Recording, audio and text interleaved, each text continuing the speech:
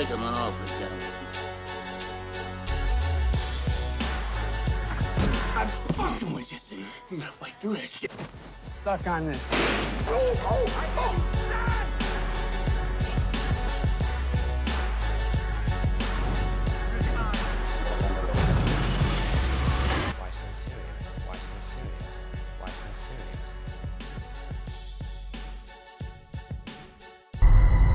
In this peaceful town, on these quiet streets, something terrifying, something horrifying. Now we're getting into the big ones. My top 3 of the summer. My number 3 being The Dead Don't Die, directed by the great Jim Jarmusch. Excuse me, we're closed. Get away from me! Which basically asks the question, what if you crossed over Fargo with Night of the Living Day and added in some incredibly cynical meta moments? What the hell was it? A wild animal? This is really awful. Maybe the worst thing I've ever seen. What was it, wild animals? So what are you thinking?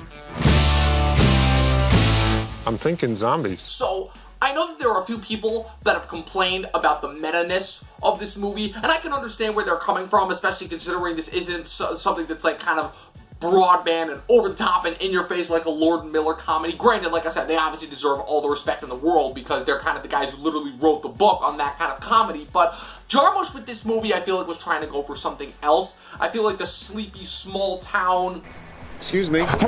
mentality is something that kind of has been popping up a little bit frequently over the last like 20 years or so. Well, that's unfortunate.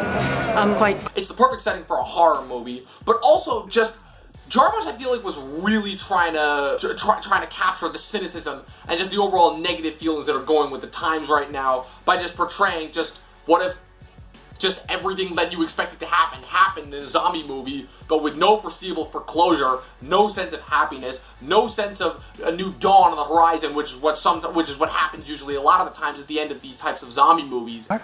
You know, the undead. Ghouls. And, oh man, did it absolutely deliver on that. I feel like that helped accentuate the comedy and make it even funnier, especially with how dry a lot of the characters were. Like, oh man, it was great. And Tilda Swinton's an alien because I guess Jim Jarmusch saw the Honest Trailer commentary where they were talking about Tilda Swinton being an alien. And so she's an alien in this movie, but she's still great, so it doesn't matter. Everybody in this movie is great.